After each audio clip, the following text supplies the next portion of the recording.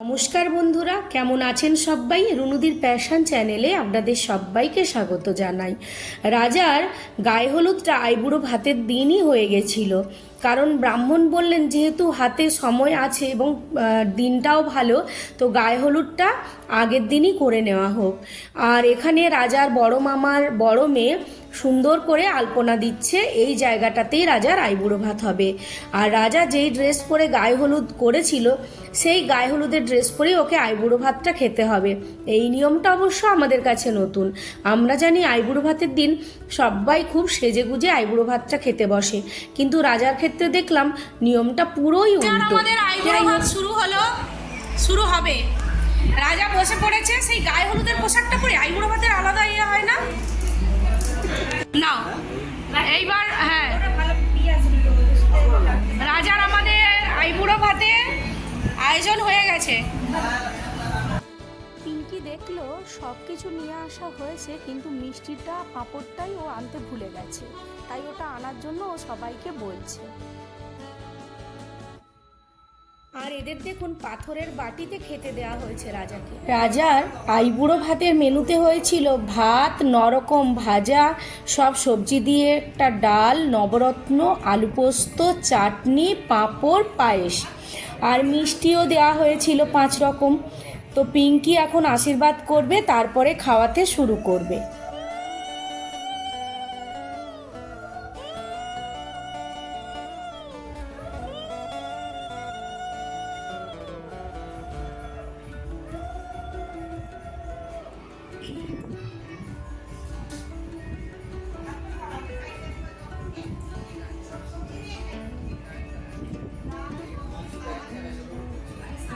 সবার আগে পায়েসটা মুখে দাও। পিঙ্কি এখন রাজাকে একটু একটু করে সব খাবারগুলো খাইয়ে দেবে, তবে পায়েস দিয়ে শুরু করতে হয়। পিঙ্কি বোধহয় এখানে নিয়ম অনুযায়ী ভাত দিয়েই শুরু করলো। আমাদের কলকাতাতে আবার পায়েস দিয়েই কিন্তু খাওয়ানোটা শুরু করতে হয়। পিঙ্কি আগে খাইয়ে দেবে, তারপরে রাজা নিজে একটু একটু করে খাবে। এখানে 9 জন এওকেও খাওয়াতে হয়, কিন্তু সবাই বললো না, ঠিক আছে, পিঙ্কি একাই একটু করে 9 বার খাইয়ে দিলেই হবে। কীরকম করে নিয়মগুলো পালন করতে হবে পিঙ্কিকে সবাই মিলে বুঝিয়ে দিচ্ছে, কারণ পিঙ্কিরও কাছে এই কাজটা কিন্তু প্রথমবার। আর আমি বললাম পিঙ্কি একটু পায়েস দিয়ে শুরু করো, তো পিঙ্কি পায়েস দিয়েও শুরু করেছিল। তারপরে সব খাবার একটু একটু করে মেখে পিঙ্কি খাওয়াতেও শুরু করেছিল, আর একটু জলও খাইয়ে দিতে হয়েছিল। নিয়ম অনুযায়ী এগুলোই করতে হয়। তো এরপর রাজা নিজে হাতে খাবারগুলো কিন্তু খাবে।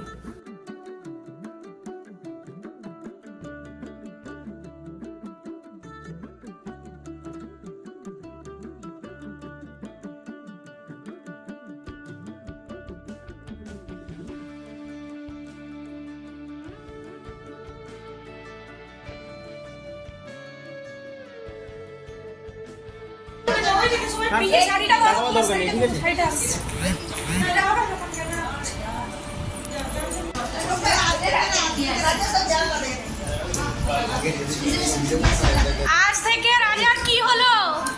আইবুড়ো নাম ঘুচলো? হ্যাঁ, রাজা আইবুড়ো ভাত কার নামে খাচ্ছ? একবার করে রাজাকে মনে করিয়ে দাও। রাজা, আজ থেকে তোমার আইবুড়ো নাম ঘুচলো। এবার বলো কার নামে খাচ্ছ, বলো। মৌমিতা। কি মৌমিতার নামে খাচ্ছে?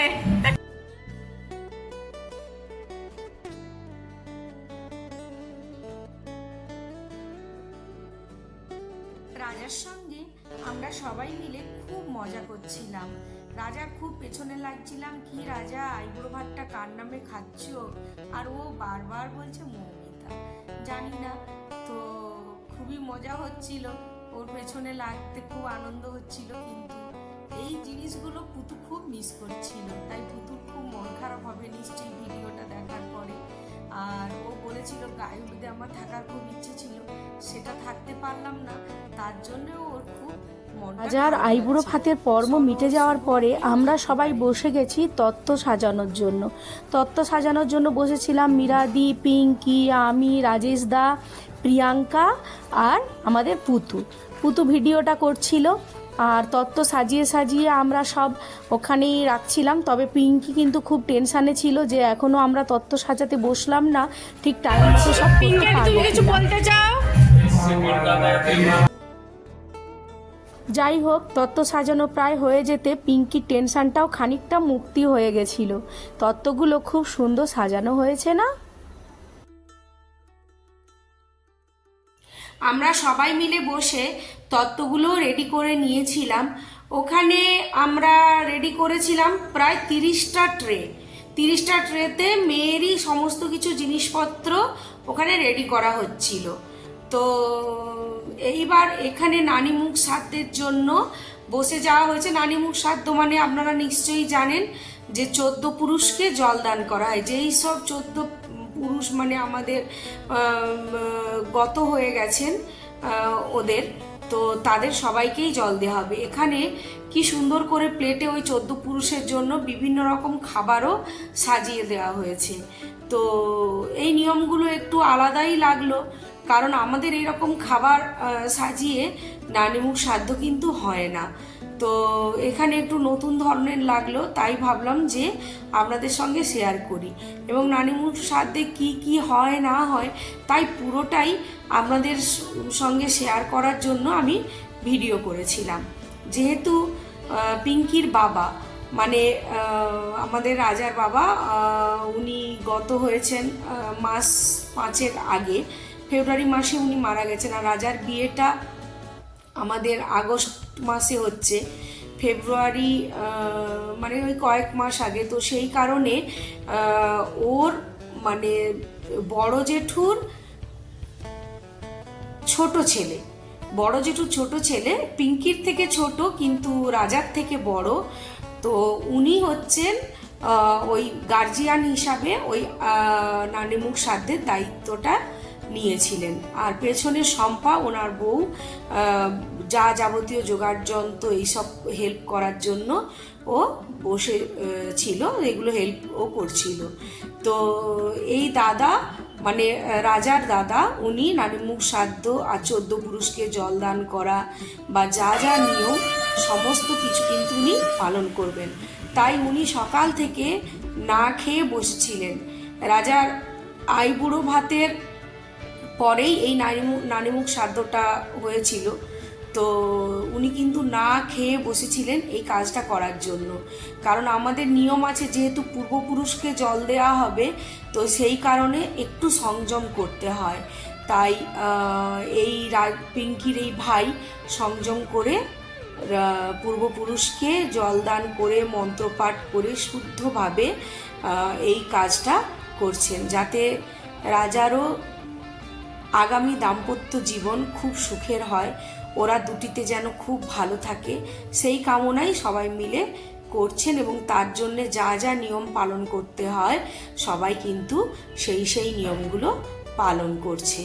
তবে আমাদের পিঙ্কি একটু টেনশানেই ছিল, কারণ সমস্ত দায়িত্ব ওর মাথার ওপর, যেহেতু ওর বাবা নেই আর কাকিমাও মোটামুটি মানে সদ্য স্বামীকে হারিয়েছেন, তাই ওনাকেও অত চাপ না দিয়ে পিঙ্কি সমস্ত দায়িত্ব কাঁধে তুলে নিয়েছিল। তো আমরা কিছু কিছু বাজার করা এইসবে হেল্প করেছি ঠিকই, কিন্তু আর পুরো দায়িত্বটা পিঙ্কির মাথার ওপর, তাই পিঙ্কি একটু টেনশনের মধ্যেই ছিল।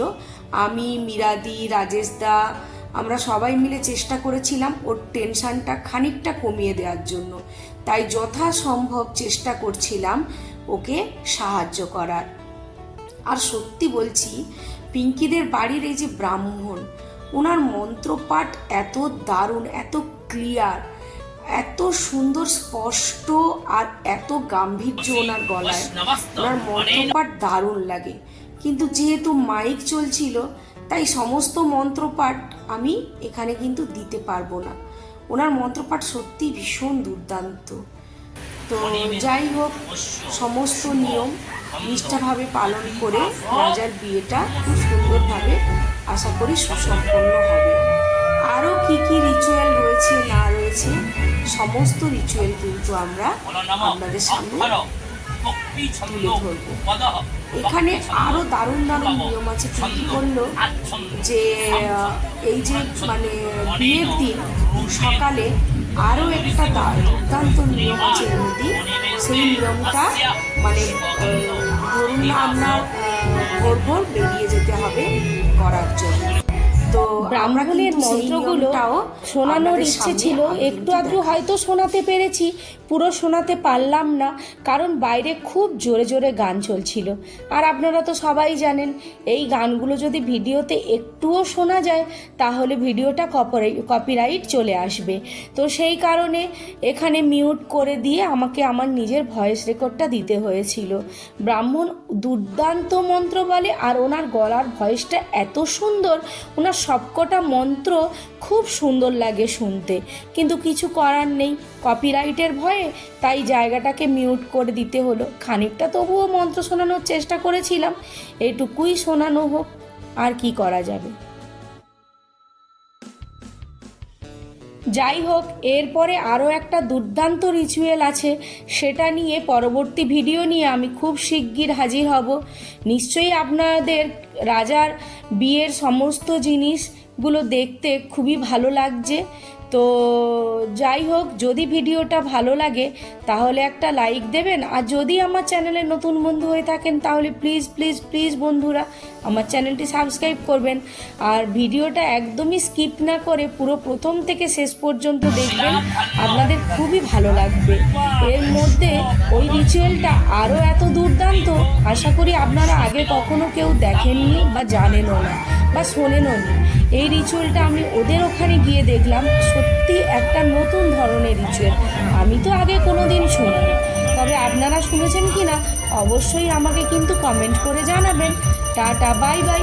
ভিডিওটা সবাই প্রথম থেকে শেষ পর্যন্ত ভালোভাবে দেখে নিন।